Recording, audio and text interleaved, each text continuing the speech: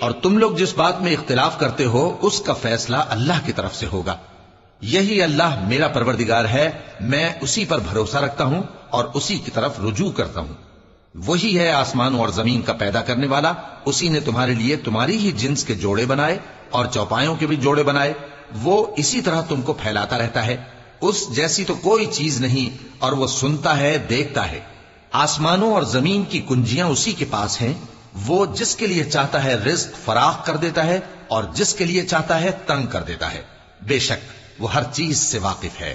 اس نے تمہارے لیے دین کا وہی رستہ مقرر کیا جس کے اختیار کرنے کا نوح کو حکم دیا تھا، اور جس کی اے نبی ہم نے تمہاری طرف وہی بھیجی ہے، اور جس کا ابراہیم اور موسیٰ اور عیسیٰ کو حکم دیا تھا.